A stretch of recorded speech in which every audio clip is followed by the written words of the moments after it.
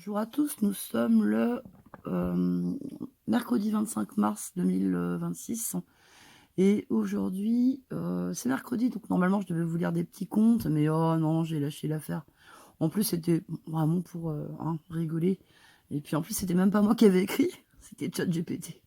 Donc je préfère quand j'écris moi-même, parce qu'il y a mes fautes de syntaxe à moi, toutes personnelles, et puis surtout il y a aussi ce que j'ai dans la tête, que ChatGPT, même s'il est pas mal, ne remplacera évidemment jamais. Pensez-y tout de même que même si l'outil de l'intelligence artificielle est bien pratique, néanmoins, ça ne vous remplace pas vous, les amis. Donc voilà, aujourd'hui, on est mercredi, donc on parle des enfants. Donc j'ai regardé le reportage de Vincent Lapierre. Encore désolé pour ma voix, je vais essayer de reculer un petit peu. J'espère que vous allez quand même m'entendre. Voilà, pour vous montrer ce que j'ai regardé. Je l'ai regardé en entier, mais j'ai reculé un petit peu parce que je voulais réécouter ce que cette jeune femme avait à dire. Donc c'est effectivement, ça concerne les agressions sur des enfants dans le périscolaire. Alors, manifestation, la vidéo de Vincent Lapierre date d'il y a un jour. Donc j'imagine que cette manifestation s'est tenue ce week-end, le week-end dernier. Et malheureusement, d'après ce que Vincent nous raconte, ne réunissait qu'une trentaine de personnes, plus les journalistes autour. Mais vous vous doutez bien que c'est quand même un petit peu... ça aussi, c'est un deuxième scandale, parce que c'est quand même pas normal qu'un sujet aussi grave ne rameute pas plus de monde. Ça, déjà, c'est la première chose complètement abjecte, immonde. Je ne comprends pas où étaient les autres parents, où étaient même les mamies, ou même des gens qui n'ont pas de gosses, machin, mais qui trouvent ça proprement scandaleux. Je ne comprends pas. J'ai visionné ce bon reportage, malgré le manque de manifestants sur place. Donc qui concernait justement, c'était organisé je vais lire mes notes par contre, mes propres notes, c'est pas ChatGPT. Donc pardonnez-moi ma syntaxe pourrie, c'est la mienne. Donc c'était donc je lis mes notes, en soutien organisé aux familles parisiennes traumatisées par ce scandale des prédateurs pédophiles dans le périscolaire. Des questions se posent enfin aujourd'hui sur un système organisé de prédateurs protégés et qui, loin d'être condamnés, sont simplement placés ailleurs. La responsabilité des politiques est bien entendu engagée. Visiblement, les Parisiens n'ont pas compris que le système est peut-être à mettre en relation avec les partis dits de gauche dans notre pays. Si vous n'êtes pas au courant, à Marseille, deuxième ville de France, ce qui se déroule au sein des foyers d'accueil de l'aide sociale à l'enfance est à proprement parler ignoble.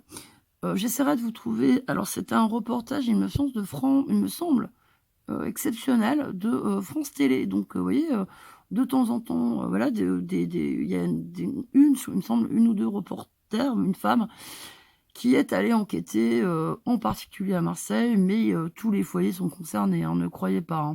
Même dans le fin fond de la Creuse, ou je sais pas, j'invente. Et la Creuse, le Grand Est, le Nord, on s'en fout, l'Ouest, c'est partout pareil. Donc ils ont fait une enquête très très sérieuse, et mon Dieu, quoi.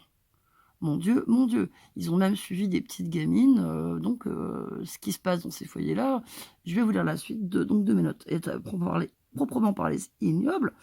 Des animateurs complètement dépassés, qui n'ont plus aucun pouvoir sur les enfants et qui les laissent partir se prostituer la nuit. Alors, il faut savoir que les gamins, en fait, s'en vont. Et les animateurs ou animatrices, ce qu'ils font, c'est qu'ils signalent à la police qu'un tel, une telle est sorti et donc est considéré en fugue. Ce qui, évidemment, ne va pas faire beaucoup avancer le schmilblick, puisque les gamines ou les gamins, de toute façon, sont attendus à l'extérieur par des proxénètes et pas des gentils. Quand ces gosses-là tombent dans des réseaux de proxos, pour quelque argent, de poche ou de ça commence toujours bêtement, hein, vous voyez? Où la copine, il y a des copines au sein, des plus vieilles ou au sein des foyers qui, c'est ce que j'avais vu dans ce reportage et c'est une évidence, qui recrutent des plus jeunes. Voilà et puis, qui leur montrent: «Tu vois avec ça, tu pourras t'acheter du maquillage, des choses jolies et tout et tout». Donc je vous laisse imaginer la vie de ces gamins, de ces gamines qui évidemment, côté scolarité, c'est quand même pas ça. Déjà, ils ne sont plus avec leur famille, ça on pourrait en parler aussi des familles qui sont, à qui on retire les enfants. Ça sera peut-être le sujet d'une autre vidéo parce que là, il y a tellement de cas où, ça me laisse sceptique sur, je l'ai vu moi en maternité quand j'ai eu mon dernier enfant. Je les ai vus les vautours au pied du lit, c'était pas dans ma chambre, j'avais la chance d'être seule dans ma chambre, mais à côté, il y avait une autre, femme qui avait accouché et ils lui ont retiré, et le bébé et les 2 autres. Voilà. C'était ça le deal et que je me souviens très bien être descendue, passer devant la chambre, elle m'en avait parlé, hein, cette jeune femme, mais pour aller me chercher un café, boire un café et j'ai vu les vautours au pied du lit et après elle est descendue en larmes nous raconter ce qui venait de se passer. Donc là, en gros, il lui retirait les 3 parce qu'elle avait fait la connerie d'aller voir une assistante sociale, d'expliquer ses malheurs avec le papa des enfants qui était pas très cool, machin. Donc résultat des courses, c'était mon enfant est né en fin novembre, donc c'était peu de temps avant Noël. Le choix qu'elle avait, c'est soit tu es accueilli par de la famille, or elle n'en avait pas, soit tu, te retrouves dans un foyer, mais alors très, très loin de sa vie, à elle. Je crois bien que c'était un foyer de La Flèche, vous voyez? Alors que j'ai accouché à Cholet. Donc c'est à peu près, je sais pas Cholet-La Flèche, il y a combien de bornes? Mais il y a au moins 100 bornes, quoi.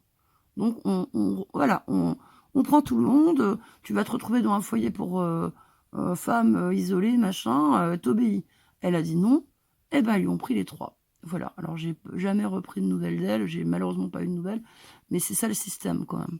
Qu'est-ce qu'ils sont devenus? J'espère que tout va bien, j'espère que voilà, mais c'est tellement facile la glissade et après vous ne reprendrez pas le contrôle. Jamais, jamais, jamais, jamais. Alors quand vous avez des gosses handicapés, il y a pas de place dans les écoles, ça non, non, non, non. Par contre, pour vous les prendre, pour, vous obliger à les mettre dès 3 ans à l'école, il y a pas de problème, hein. Des petits bouts de chou de 3 ans, vous vous rendez compte? 3 ans. Bon bref. Moi quand j'étais gamine, c'était 6 ans, l'âge obligatoire et je peux vous assurer que la maternelle, c'est pas une obligation, hein. Alors encore une fois, je rappelle aux mamans et aux papas, mais aux mamans principalement, que, vous savez, il y a un truc qui est simple, hein, pour pas les mettre en périscolaire. Eh ben, c'est juste de prendre, sur votre temps de vie à vous. Ah ouais, ouais, sur votre petit temps de vie. De toute façon, on n'est que de passage ici. Et vous me les élevez. Vous arrêtez de confier vos gosses à des bons hommes ou des bonnes femmes que vous connaissez pas. C'est aussi simple que ça. Voilà. Comme ça, hein, chacun son métier et les vaches seront bien gardées. Une maman, c'est une maman. Excusez-moi si ça m'énerve. Donc, pour faire simple, ce grave sujet ne touche malheureusement pas que la capitale, mais tout le pays. Combien d'affaires ai-je suivies dans les chroniques judiciaires où il s'agit de maris trop gentils, de nounous agréés, de familles d'accueil, où les gosses sont exploités sexuellement, et même côté travail, comme je l'ai vu dans un haras du sud-est, il me semble, de la France, où un couple était rémunéré pour au moins 6 ou 7 enfants qui étaient exploités à des fins de tâches de ferme, euh, potager, permaculture, entretien de la pseudo-micro-ferme éthique. Double bénéfice pour ces vautours qui sont grassement payés par l'État. Hein, parce qu'il faut quand même voir un petit peu, vous en tant que parent, vous avez des allocs, mais je peux vous assurer qu'elles sont sans commune mesure avec ce que coûte un enfant placé pour son entretien et en salaire de ces gens-là. Si on donnait aux gens à qui on retire le salaire des familles d'accueil, je pense que tout irait bien, vous voyez. Mais c'est un choix. On a choisi qu'on allait faire des orphelins et le système continue. Avec dedans, évidemment, des prédateurs. Parce que c'est l'endroit, hein. On a beaucoup parlé, et il le faut encore et toujours, du scandale des EHPAD avec nos anciens maltraités. Quand allons-nous nous réveiller pour nos enfants? Ils sont fragiles autant que nos parents âgés. Quelle solution pour contrer ce fléau? Le recrutement, pour commencer. Quand on voit qu'à Lyon, il me semble, une auxiliaire de puériculture, alors je ne sais pas si elle était diplômée ou non, a versé dans la bouche d'un nourrisson, il y a 1 an ou 2, du Destop, donc c'est du débouchant à toilette, à canalisation, de l'acide chlorhydrique. Épuisement, manque de personnel qualifié, attirer peut-être des personnes qualifiées justement et plus saines suppose sans doute également des salaires à la hauteur des enjeux. Autre point où je vois encore, excusez-moi, où je vais encore choquer, est-ce que recruter des hommes est franchement pertinent? Désolé messieurs, hein. Je sais, vous n'êtes pas tous, mais c'est quand même, c'est pas tous les hommes, mais dans ces affaires-là, c'est beaucoup d'hommes. Voilà. Bon, bien sûr, des femmes pédophiles existent. J'en ai connu et j'ai moi-même été une victime de ces femmes sans morale. Mais j'ai la faiblesse de penser que dans mon genre sexuel, il y a moins de prédateurs, prédatrices, que dans le genre masculin. Croire aussi la parole des enfants et arrêter de tourner la page si facilement. Petite anecdote personnelle.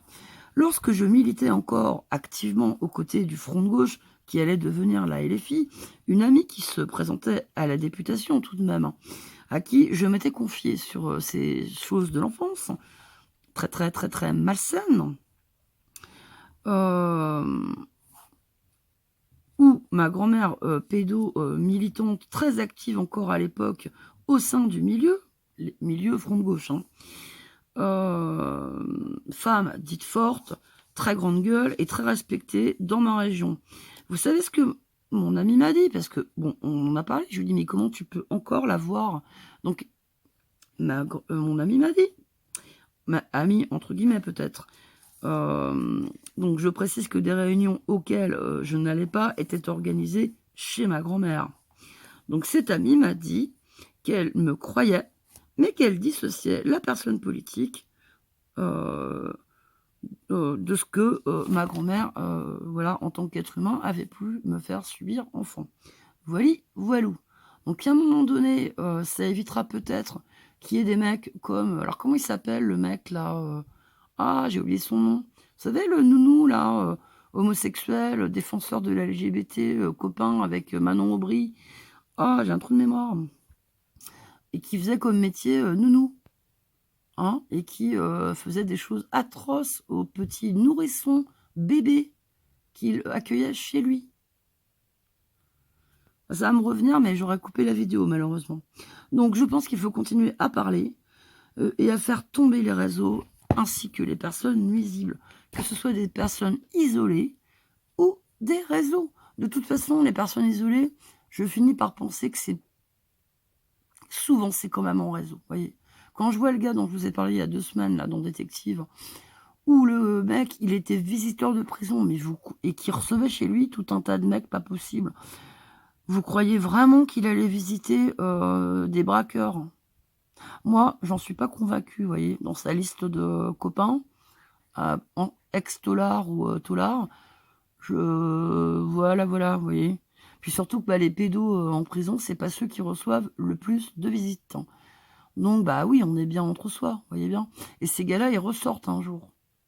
Et souvent, quand ils tombent, ils ressortent jeunes, ils ressortent encore jeunes et encore nuisibles.